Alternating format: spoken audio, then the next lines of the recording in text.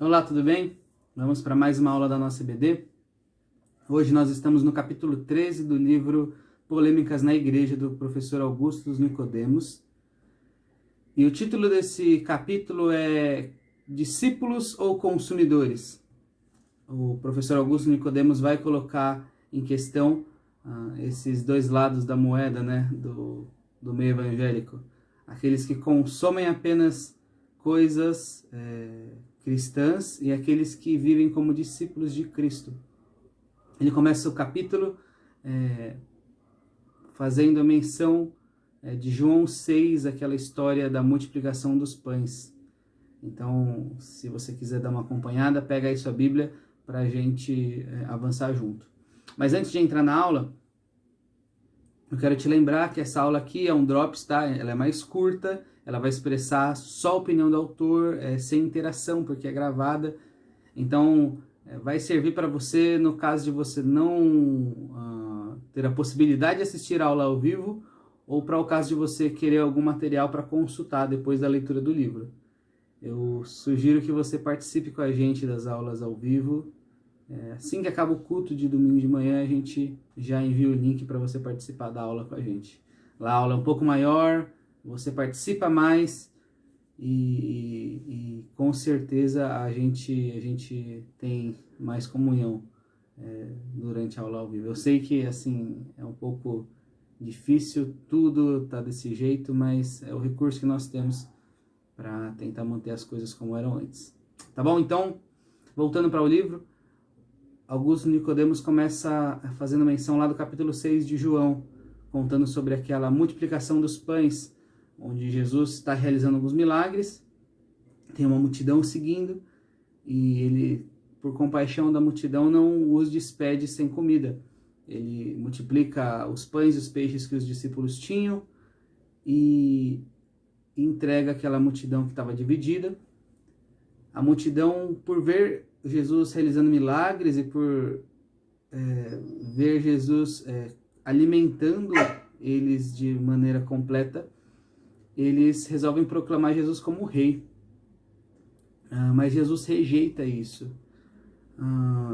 E depois que Jesus rejeita ser tornado rei por aquela multidão, ele também se recusa a realizar milagres, porque ele percebe que a multidão está seguindo ele apenas por causa das curas, por causa das realizações de milagres poderosos, como a multiplicação dos pães. Então Jesus resolve dar um puxão de orelha em todo mundo que estava ali por perto, quando ele faz um comentário sobre o pão da vida. E acaba meio que afugentando todo mundo, sabe? Todo mundo vai embora. E o texto vai falar que eram discípulos, né? Não era só aquele pessoal que estava ali meio distante dele, era gente muito perto que resolve ir embora, porque Jesus diz que ele não queria que as pessoas se acostumassem só com os milagres, só com a barriga cheia. Ele queria ser o pão da vida, queria transformar o coração daquelas pessoas. E apenas quem ficam são os 12 discípulos, porque eles olham para Jesus e dizem: para quem a gente vai se só o Senhor tem as palavras de vida eterna? Dito isso, Augusto Nicodemos então olha para a realidade de Jesus com a multidão e compara com a realidade da igreja cristã no Brasil, onde a gente tem desejos muito parecidos. Jesus poderia, com aquela multidão, ter satisfeito os seus desejos físicos, alimentando-os, também satisfazendo eles em suas necessidades espirituais, emocionais, cuidando apenas daquilo que é imediato, daquilo que os machuca assim, naquele momento. Mas Jesus resolve aprofundar a questão e mostrar que as pessoas não deviam segui-lo só por aquilo que ele pode proporcionar, ou segui-lo para que as suas questões mais imediatas fossem resolvidas imediatamente, né?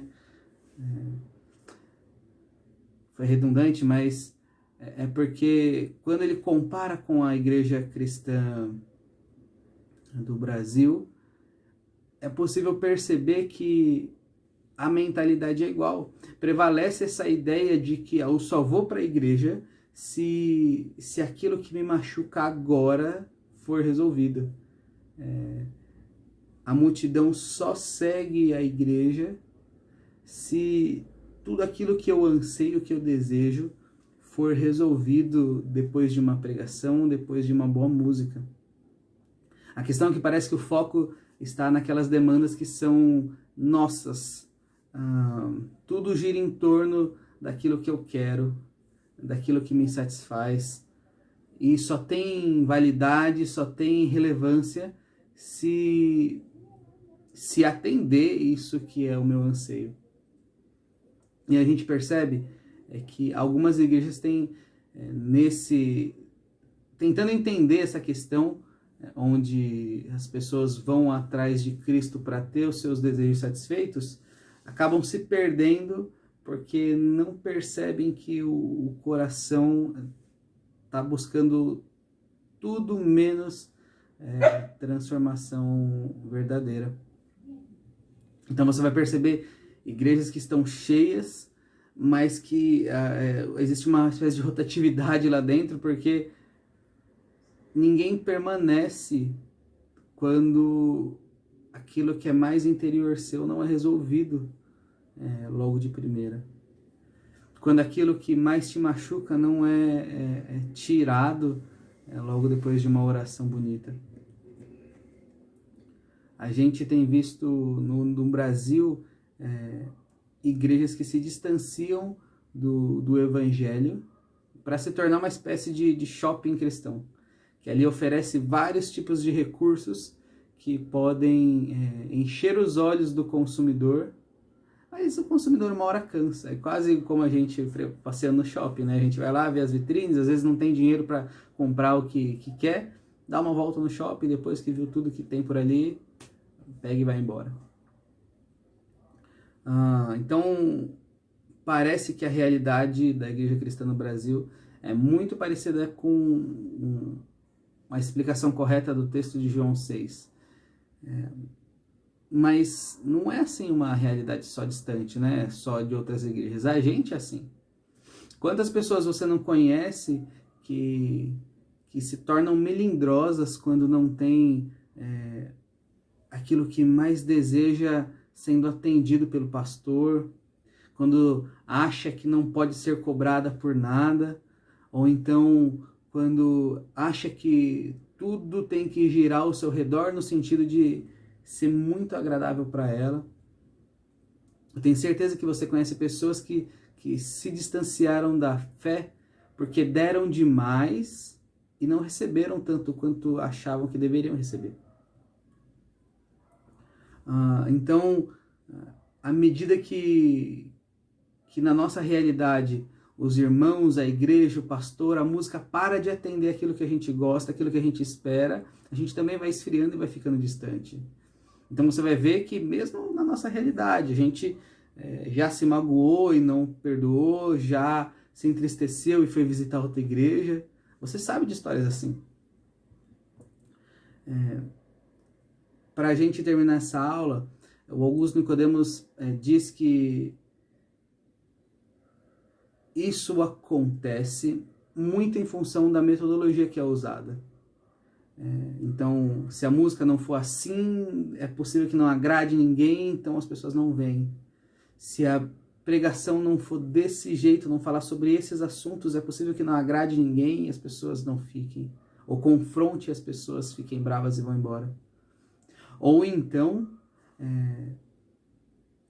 se as pessoas não forem assim acariciadas no seu coração, elas também podem se sentir como frequentando qualquer outro tipo de lugar, porque elas esperam que na igreja aquilo que não só tem a ver com a sua espiritualidade, mas tem a ver com suas emoções, sejam tocadas e ela sinta aquele coração bater mais forte, sabe? Essas coisas que são muito subjetivas, mas que as pessoas esperam chegar lá e encontrar, porque elas acham que espiritualidade é esse tipo de coisa.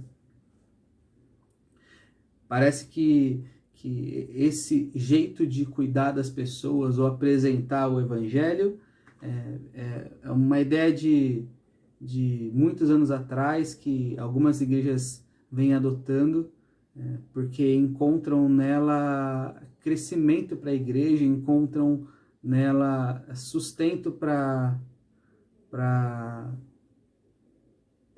atender essas demandas desses consumidores que aparecem na igreja como que estivessem indo para o shopping.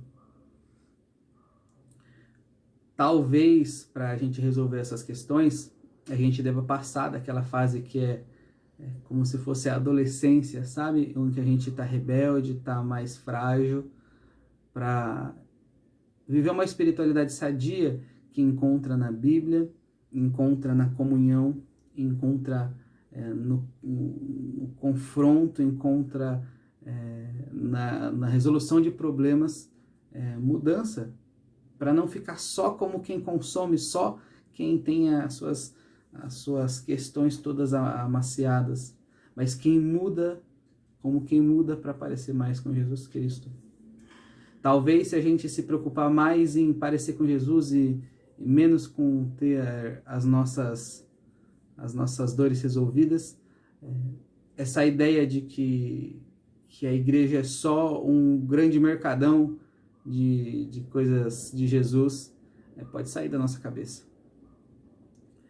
Eu espero que assim como eu, você encontre naquelas coisas sérias, naquilo que é Bíblia, naquilo que é verdade, motivação para permanecer na sua igreja, para ser servo, para ter o seu coração estabelecido em Jesus. Porque eu mencionei a mim, porque é verdade que em alguns momentos a gente se magoa com questões e não resolve do jeito certo. Mas se você olha para Cristo, a maneira com que ele vivia, a maneira com que ele pregava e o que ele vivia e o que ele pregava, com certeza o seu coração vai ficar no lugar certo. E aí você vai conseguir olhar para si e perceber se você é um consumidor ou se você é um discípulo de fato. O consumidor só se preocupa com aquilo que é seu ser resolvido imediatamente. O discípulo olha para Jesus e permanece nele, porque sabe que é apenas nele que existem as palavras de vida eterna. Deus abençoe.